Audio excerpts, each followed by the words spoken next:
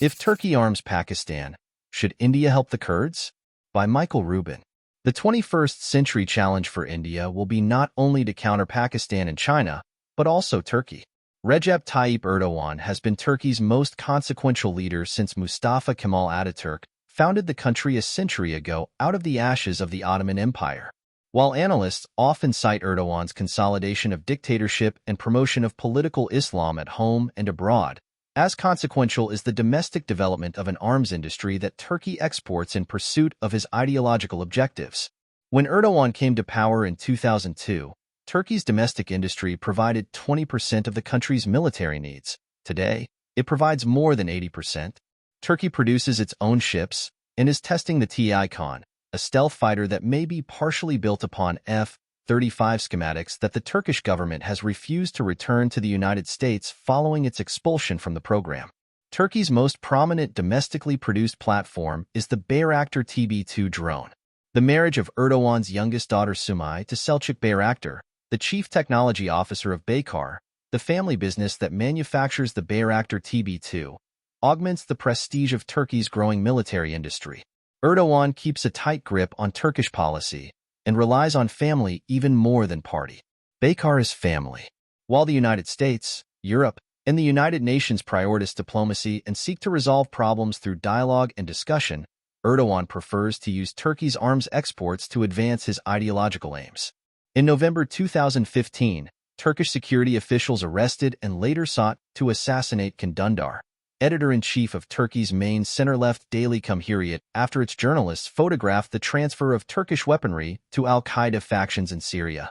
Azerbaijan used Turkish and Israeli drones, and Turkish special forces stormed the mountaintop city of Shushi during the 2020 Nagorno-Karabakh war that began the ethnic cleansing of the Armenian-populated region. In recent years, as Neo-Ottomanism has floundered due to the simple fact that Turks remember the Ottoman Empire much more fondly than its subject peoples, Erdogan has turned to Africa. On November 3, 2021, for example, Somali security officers confiscated parts for 6 drones at Mogadishu's Aden Abdullah Airport and arrested 2 Turkish engineers sent to assemble the aircraft. Zakaria Mahmoud Haji, a parliamentarian from Puntland, said he purchased the drones for agricultural purposes. Somalis know Zachary more for his Islamist extremism and alleged links to contract killings. Today, Al-Shabaab, Somalia's al-Qaeda-affiliated group, likely would not exist if it did not enjoy Turkish and Qatari financial and military support. Turkey also exported drones to Ethiopian Prime Minister Abiy Ahmed at the height of his genocidal campaign against Tigray. As international mediators sought to end the Libya civil war, Erdogan quietly shipped drones and other weaponry to Libyan Islamists, while transporting Libyan mercenaries to Nagorno-Karabakh to use against Armenian Christians. During its October 7, 2023 assault on Israel, the greatest single-day slaughter of Jews since the Holocaust, Hamas used Turkish drones. Indeed, Hamas' ad-Din al-Qassam brigades released a video 2 weeks later showing 3 Turkish drones manufactured by Istanbul's Isuva defense industry. Simply put, in terms of export of militant Islamism, Turkey is to the 21st century what Saudi Arabia was to the 20th century. The difference between the two is that while Saudi Arabia limited its support to money, Turkey has the means to directly export weaponry as well.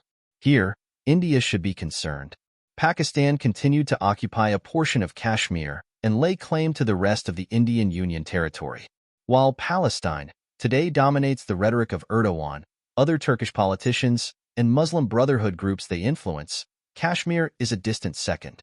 If and when the Hamas conflict ends, especially if it resolves with concessions in Hamas' favor, Erdogan and the coalition he has assembled will likely turn their sights to Kashmir. While this will mean Indian diplomats will need to be prepared to counter a deluge of propaganda, it also makes more likely that Turkey will augment its material support of and perhaps drone and weapon sales to Pakistan-based terrorist groups. If October 7, 2023 pays dividends for Israel, Indians should expect a similar attack across the line of control. Indian diplomats are generally more realistic than their American counterparts. They realize that endless processes do not work against an ideological foe that views diplomacy less as a mechanism for conflict resolution and more as an asymmetric warfare strategy to distract adversaries while seeking to win through arms what they cannot win via popular opinion or international law. The best way to deter Turkey from catalyzing a new wave of Pakistani terror, therefore, might be to consolidate relations with the Kurds. Turkey considers the Kurdistan Workers' Party, PKK, a terrorist group, but there is little consensus about its status. The U.S. designated the group in 1997, more than a decade after the height of its insurgency, but that had more to do with President Bill Clinton's desire to finalize a $100+ million helicopter deal.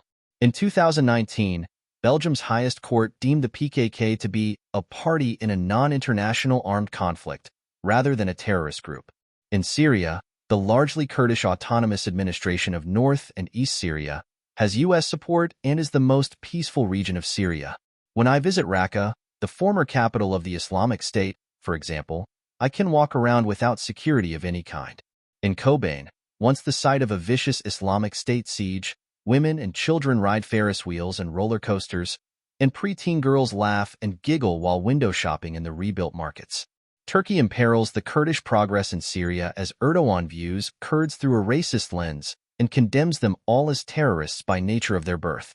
In 2017, Turkish forces and their proxies poured into Afrin, ethnically cleansing its Kurdish majority and establishing Islamic rule. Erdogan openly threatens to do the same to the rest of the Syrian Kurdish region. Adding to the danger is that the Syrian Kurds control Al-Hol, the prison in which thousands of Islamic State members are incarcerated. Should Turks end Kurdish rule, Europe and India should be prepared for an influx of terrorists. Arming the Kurds would not only be morally right, but it would give Turkey pause before they increase the weaponry they already deliver to Pakistan. The Kurds are also natural allies of Armenia, a country with which India already develops a deep partnership and can augment the corridor India seeks to develop.